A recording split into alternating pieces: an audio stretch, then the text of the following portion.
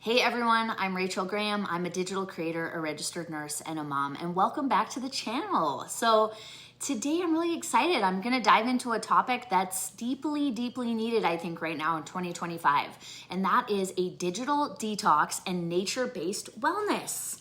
So really excited to share this today. So if you've been feeling mentally just like off and like sort of cloudy, emotionally reactive, or you feel like you're literally glued to your screen, even when you know it's not good for you, like you physically can't put it down and you take it every single place with you, like every room, you're like on the toilet, on your phone, that's me.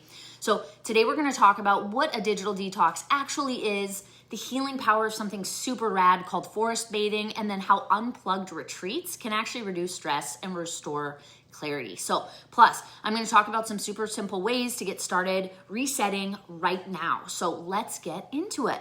What exactly is a digital detox? So let's start with the basics. A digital detox is a break or a short, can be long, and that's from screens of all kinds. So that's your TV, your digital devices, phones, laptops, tablets, anything to do with a screen, a digital screen. So, and I'm not anti-technology, obviously. I'm recording a video right now that goes on the internet. It's about, we need to reclaim our attention. We need to give our nervous systems a break. This constant stimulation is really damaging. Did you know, here's some fun facts, the average adult spends over 7 hours a day on screens, you guys. That's more time than I sleep. That's more time than you probably sleep. So some more stats I just wanted to share with you. These are very recent, 2025. Global average, people worldwide spend approximately 6 hours and 40 minutes per day on screens connected to the internet. Here in the US, like I said, it's actually over. It's 7 hours and 3 minutes. That's how long we spend on our phones, you guys. And on the smartphones, the average individual is spending 4 hours and 37 minutes just on your individual device. So the other data was including laptop and stuff like that. So this is another kind of crazy stat, and actually I feel like it's gotta be more, but social media usage globally, users are spending about 2 hours and 21 minutes a day on social media platforms. In the US, 2 hours and 14 minutes. I honestly feel like it's more than that, but that's like people are at work and still spending 2 hours a day on a phone. So this one's crazy. The average American checks their phone 159 times a day. Yeah, that's crazy.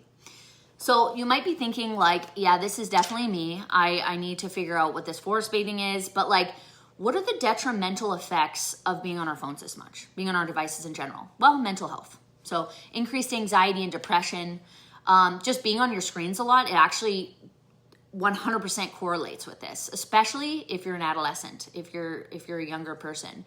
Suicidal thoughts. So adolescents that are spending more than 5 hours daily on a digital device are 70% more likely to have suicidal thoughts or actions compared to kids that have less screen time.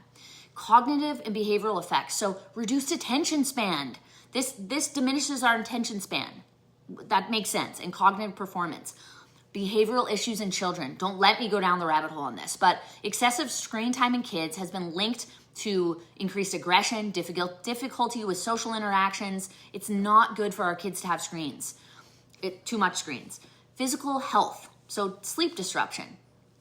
Being on a screen before bed is not good. It disrupts your sleep quality, and it disrupts how long you sleep. And then it contributes to obesity, because the more you're chilling on your phone, the more you're sedentary and you're not up and doing stuff. And then social isolation. I think we are totally over relying on digital interaction. And I just talked to some friends about this, and they're single and they're like, nobody talks to you in real life. No males approach me. It's all through my device. And then what about the constant notifications? That blue light, it keeps your brain in this low-level state of stress at all times. So if you detox for just 24 hours, you can reset your cortisol.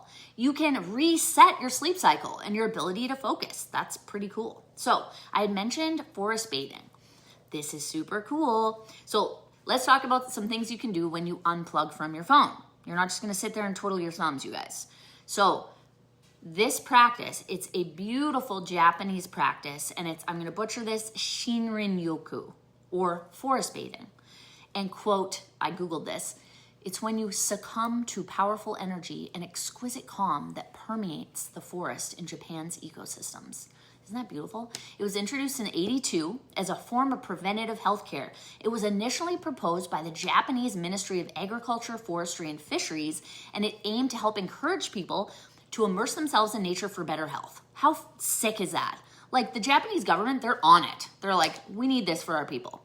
So it's not just about like hiking or exercising outside, which is also awesome, but it's about being in nature slowly, mindfully, with all of your senses, breathing, noticing, listening, letting the nature in, just like being present.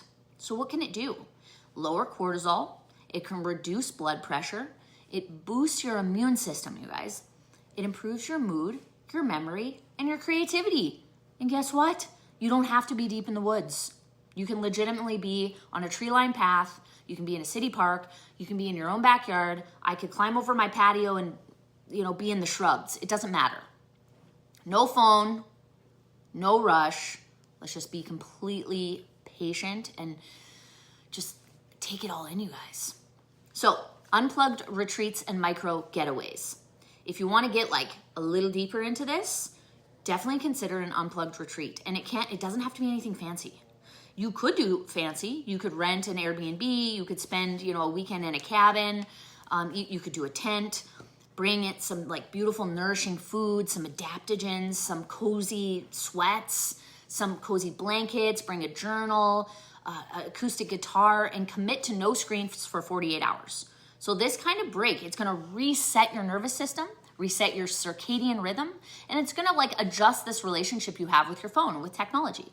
So you don't need to do this in a luxury environment like a spa. You just need to be offline. You need to be in a real, natural environment.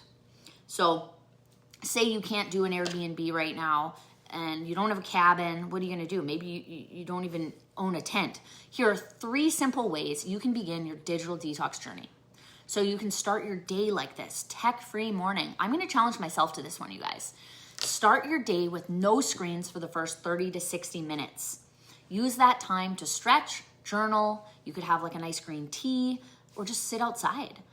The green hour, I love this. Give yourself 1 hour a day in nature with no phone. So walk, sit, observe, take your dog for a walk, let your brain totally reset, but leave your phone at home.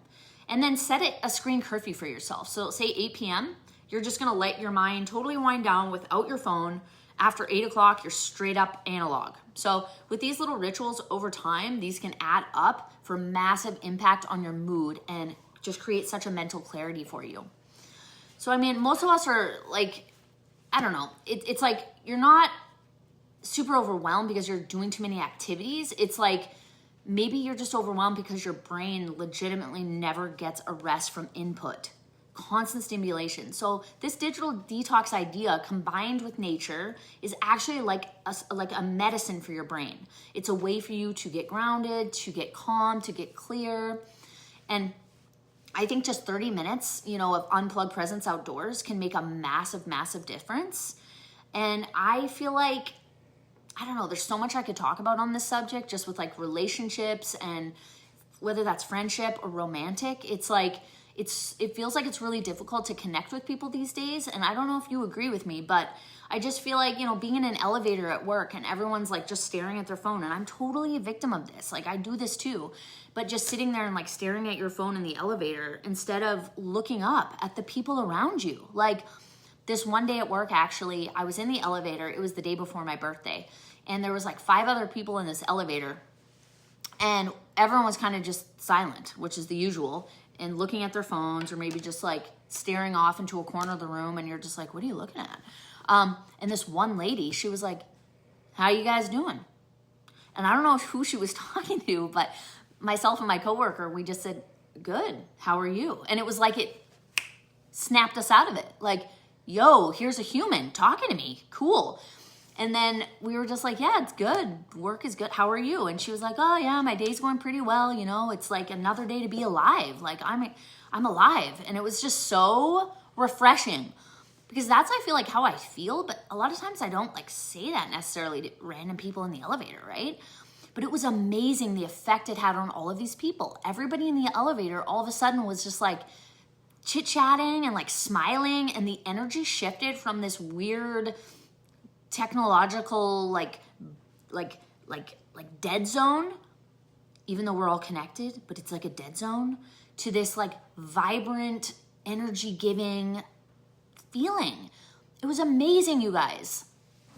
I mean, compliments were exchanged, like, oh, I love your shirt. Like, oh, it's your happy birthday. Oh my gosh, you look great. I can't believe you're 40. Blah, blah. Like, it was just like, we all, I think, walked out of that elevator on our subsequent floors feeling totally rejuvenated just by that interaction. So that was a little bit of a segue. But if you like this video, you want more content on digital detoxing, forest bathing, then let me know in the comments below, like and subscribe, and I'll see you guys in the next one. All right.